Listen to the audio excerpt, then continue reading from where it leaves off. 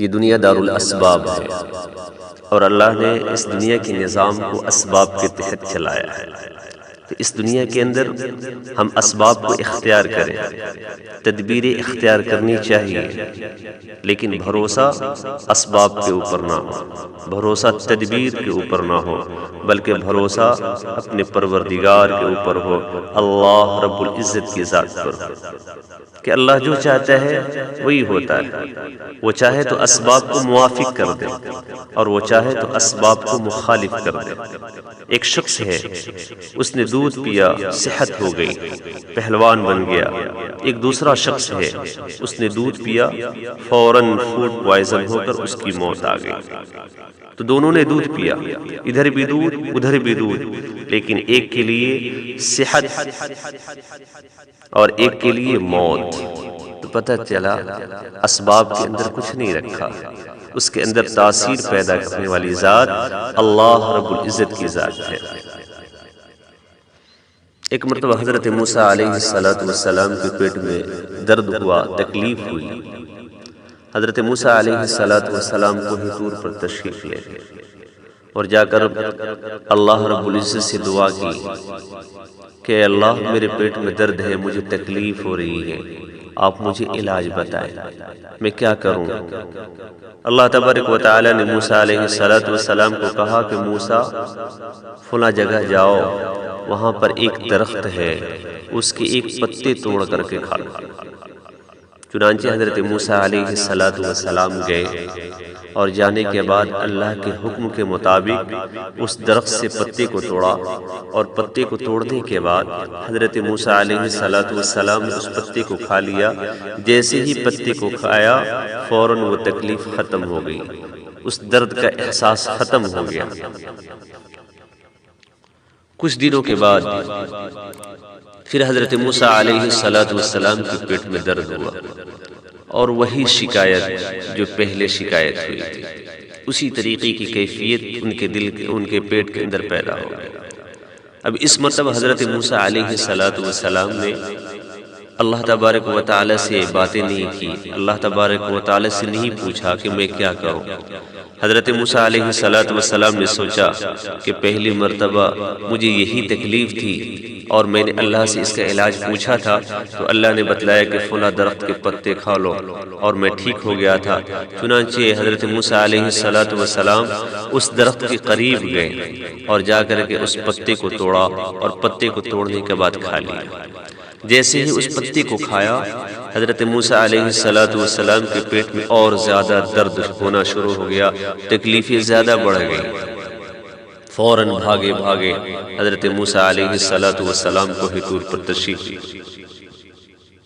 اور جا کر کہا کہ اے اللہ، یہ کیا ماجرا ہے کہ جب مجھے یہی تکلیف پہلے مرتبہ تھی اور میں نے اس پتے کو کھایا تھا تو مجھے صحت مل گئی تھی، میری تکلیف ختم ہو گئی تھی، آج اسی طریقے کا درد جو ہے نا میرے پیٹ میں ہوا، اسی طریقے کی تکلیف محسوس ہو رہی تھی، اور میں نے اس پتے کو کھایا تو فوراً جو ہے میری طبیعت اور زیادہ خراب ہو گئی، میرے پیٹ میں اور زیادہ درد اور تکلیفیں شروع ہو گئی۔ آخر کیا ماجرا ہے؟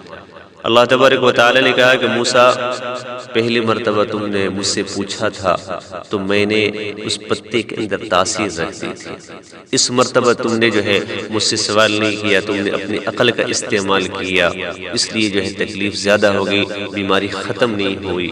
اس واقعے سے بتلانا مقصود یہ ہے کہ کسی بھی چیز کے اندر کوئی تاثیر نہیں ہے، اگر تاثیر آتی ہے تو اللہ کی ذات کی طرف سے آتی ہے۔ ہم بیمار ہوں، دوا کرائیں، علاج کرائیں، ڈاکٹر کے پاس جائیں، لیکن بھروسہ اللہ کی ذات پر ہو کہ دوا سے انسان کو صحت نہیں ملا کرتی، ڈاکٹر کسی انسان کو اچھا نہیں کر سکتا جب تک کہ پروردگار عالم کا حکم نہ ہو۔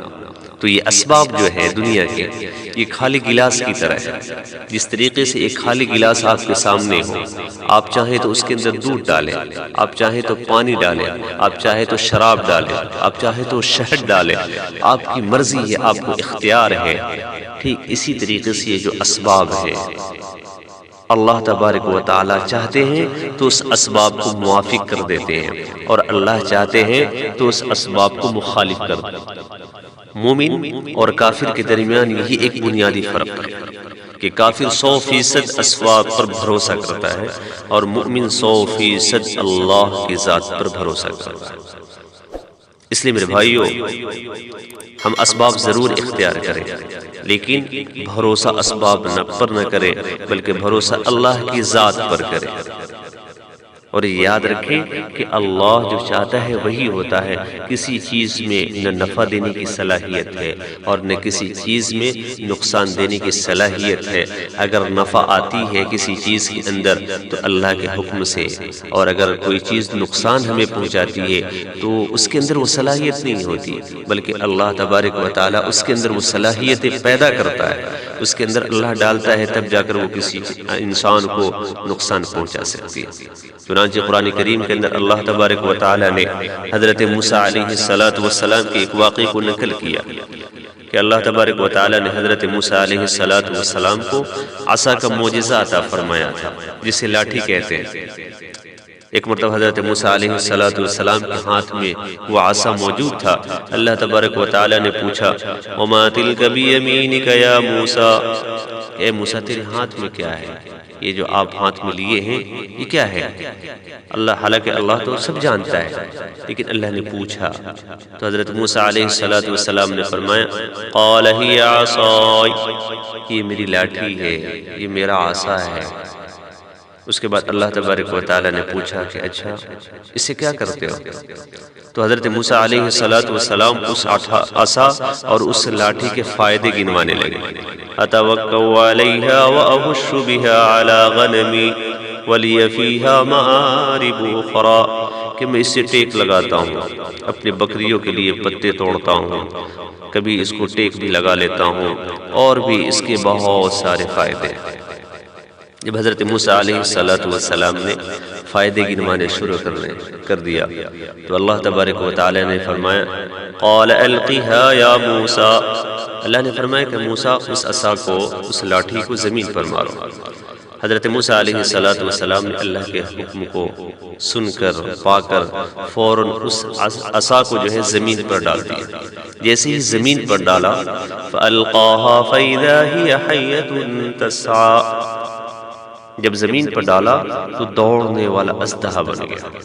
حضرت موسیٰ علیہ السلام دیکھ کر گھبرا گئے، آپ پریشان ہو گئے کہ یہ کیا ہو گیا، یہ تو اب تک عصا تھا اور میں اس سے فلاں کام لیا کرتا تھا، اب یہ تو اژدہا بن گیا۔ آپ خوف میں اور پریشانی کے عالم میں تھے کہ اللہ تبارک و تعالیٰ نے فرمایا، قَالَ خُذْهَا وَلَا تَخَفْ سَنُعِيدُهَا سِيرَتَهَا الْأُولَىٰ،